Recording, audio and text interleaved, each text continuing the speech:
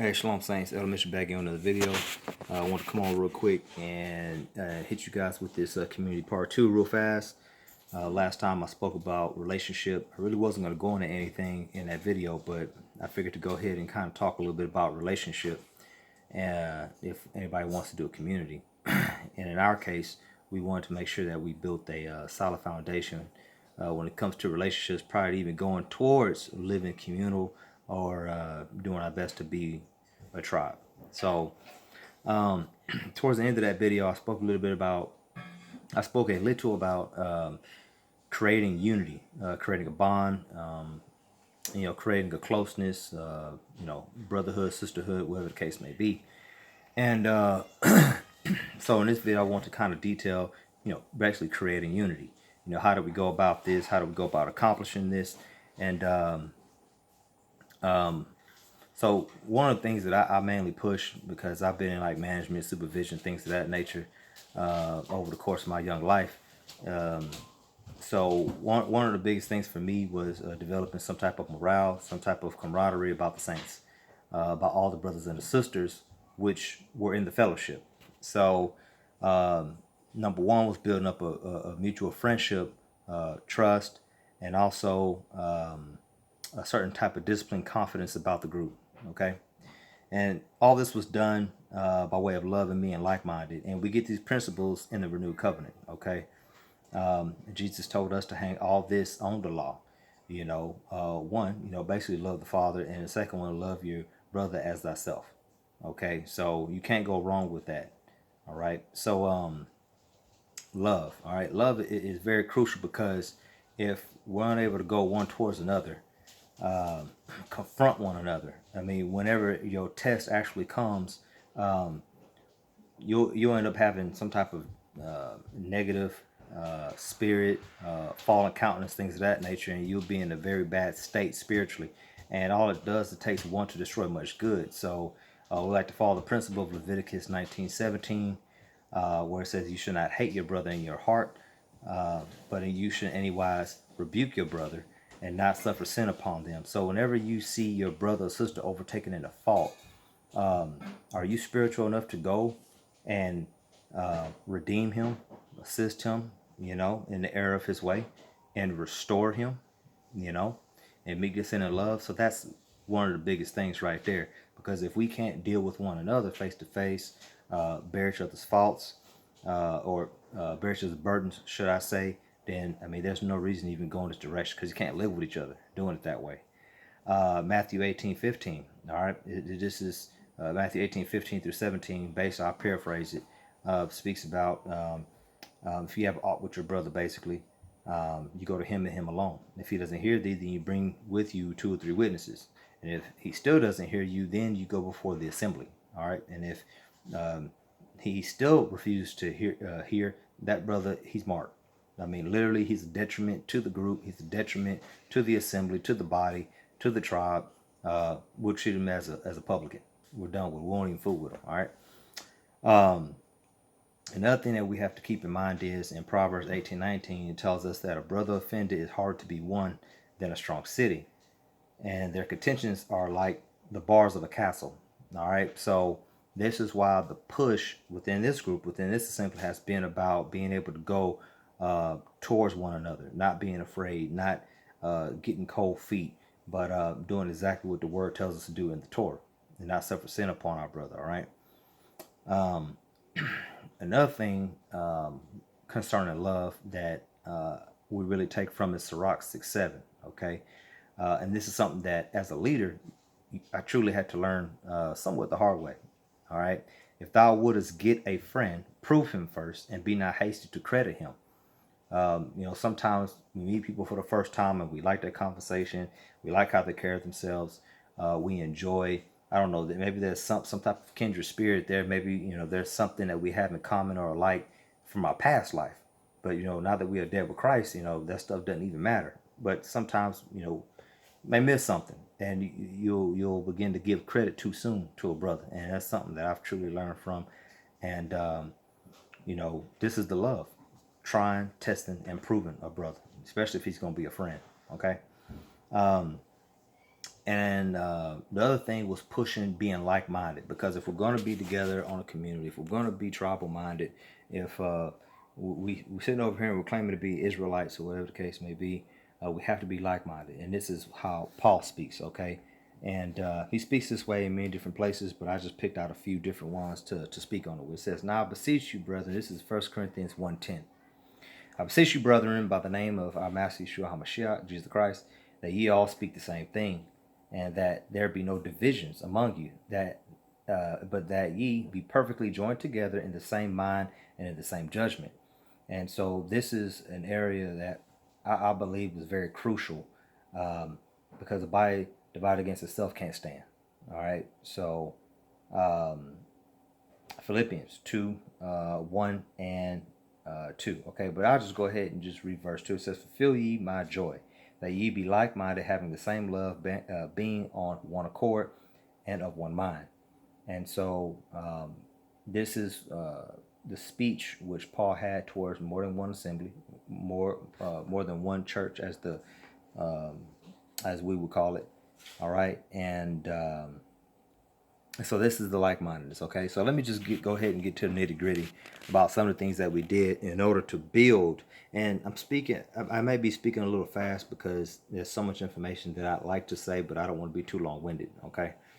Down to the nitty-gritty. Okay, so how do we go about creating unity, bond, closeness, trust, brotherhood, sisterhood? Okay. Number one, first and foremost, is the Sabbath. Okay, we did not forsake the fellowship of coming together on the Sabbath whatsoever at all. And this was the key thing. This was the foundation of the assembly. This was us coming together each and every week. This was us continuing that relationship, growing close together with one another. This is where it all started. Okay, and on the Sabbath, I mean, we would basically bear shoulders and burdens that day. We would show up early in the morning. I'm talking like at 8, 9 a.m. in the morning in Texas and Houston. And I mean, people wouldn't leave until midnight, 1 a.m., 2 a.m. in the morning. Some people would just stay the night, okay, because we had developed that much of a bond early on. I mean, not really understanding the direction we was going in. I was just ready to be done. I was ready for people to get up on out of the house. But as time went on, it didn't bother me anymore, because we're sitting here and we're hearing the word being preached every Sabbath. We're being transparent with one another. We're talking with one another. We're fellowship with one another each and every week. And now this bond has grown to a point where, you know what, it's like a party, a feast every single weekend. All right, so that's number one. And during the Sabbath, some of the things that we do is, of course, fellowship, listen to the message together, we break bread together. And not only that, we have something called like an upper room meeting, where we kind of separate, the men separate from the women. We leave the women alone. The brothers go upstairs. And basically, man, we go in. Us brothers talk about every and anything. I mean, it's like no holds bar. But it's about showing ourselves friendly to one another, number one. And it's about receiving some type of healing, some type of prayer, deliverance, counsel, huge. We're able to do that one with another in this upper room every single Sabbath. We talk about each other's week. We have opened up about some of our deepest, darkest secrets. We have truly shown ourselves vulnerable with one another. Okay, and so all this goes on the Sabbath. Now, outside the Sabbath, we do like different meetups outside the Sabbath. So this is something else that helps. So, normally if people will stay the night, saints will stay the night over at the house, man, in Houston. The very next day, man, we do stuff like basketball. The brothers will go and hit up a park, man. We go hoop together, play some basketball. We try learning different things together. We'll build some shelves. We'll do some canning with the sisters. We've done that before, even on holidays. We've done that. Because it is faith in his walk, we don't even celebrate holidays, really. We don't do Thanksgiving. We don't do Christmas. We don't do Lupercalia, Valentine's Day. We don't do St. Patty's Day. We don't do any of them days, all right? We don't do New Year's, 4th of July, nothing. So we take the opportunity to come together on those days instead, to iron sharpen iron and sharpen our skills and actually just spend time together, all right? So we'll go hoop, play basketball, do some can, like I said. Some of us brothers have actually met up and we go out to eat. Some of the brothers will do that. will assist one another in moving from an apartment to a house to a house, whatever the case may be. We call on each other first. All right. And not only that, we'll call on each other to do like small repairs, fix things, like a car, I don't know, change the radiator, belts and hoses and antifreeze, stuff like that. We'll just help each other out. We also visit a old blonde widow in Texas, about 2 hours some change away from us or whatever. And this gives us an opportunity to go sit with her, fellowship with her, keep her abreast on what has been going on in the ministry, because she's old and blind. It's hard for her to really be on the internet and do anything. So we're the avenue which is being used of the Father in order to help keep this woman abreast. Also, with a few sisters that straight away, they actually keep in touch with her. So that's a really good way. And then we're also able to leave her with some food. We have cook her a hot meal, which she doesn't get unless we show up, it seems, and we even leave her leftovers for quite a few days. So it's a way to do the Most High's work. You know what I mean? The work of the ministry. Something else that we did to create a bond with one another is we would have something like what we call a men's and a women's sleepover / meetup or gathering. I'll call it a gathering, like a men's gathering, women's gathering. It's kind of like what the Christian church used to do. That they would do like men's breakfast, or they would do men's luncheon, or something like that, and they would do the same thing for the sisters. Same thing we did, but we would do it in the form of like sleeping over at one home, and then another home within town. We go and the brothers be over there. We leave the sisters at my home, which was where the fellowship was going on at each and every week. And we did certain things, and we would do it usually. We would try to tie it into, once again, a holiday, so that way we could have like a 4-day weekend or something like that.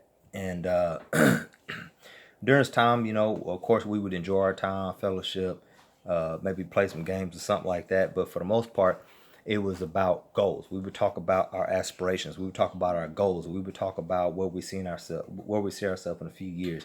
We would talk about what do we bring to the table. We would talk about what we're lacking, where we need to be built up at. Basically, once again, pouring out, opening up, talking about relationships, talking about children, talking about being fathers, talking about being husbands, talking about being men in general, talk about men's struggles, talk about many things.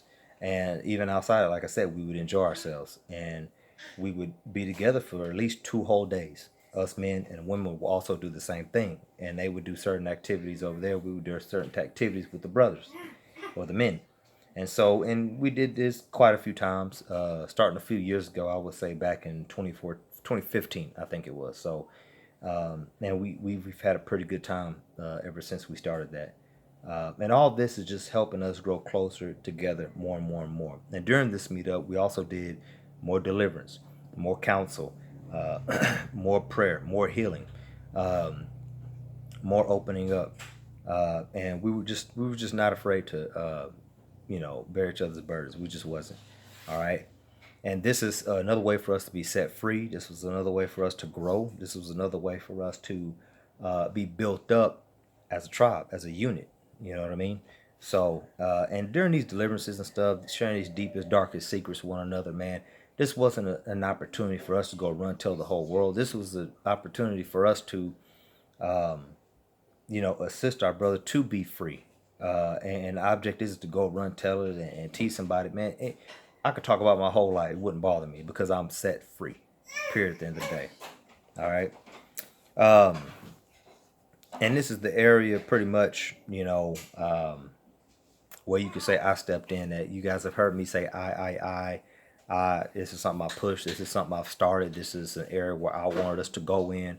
And so at the end of the day, you need leadership. All right, you got to have somebody leading the charge, whatever the case may be. And so I actually may make that one of the parts to this little series that I'm talking about in community, and I could speak about pretty much how it came about and how we ended up going in the direction that we're going in now, and everything that we have developed and pushed for over this time. And as you can see, we are a community, and you can hear crying babies, and you can hear all kinds of stuff going on, but it's all good. Uh, I truly enjoy it. I actually love it. And but anyway, I'll come back on next time, and I'll speak a little bit about leadership, the vision, And I don't want to make these videos too long, so if I run too long, I'll try to chop them up into two different parts. It's a lot of information, but hey, if you have any questions, if there's anything that maybe you would like to hear about, put a comment in the comment section, and I'll do my best to include that in the next video, all right? In the future videos. All right, blessings and Shabbat Shalom.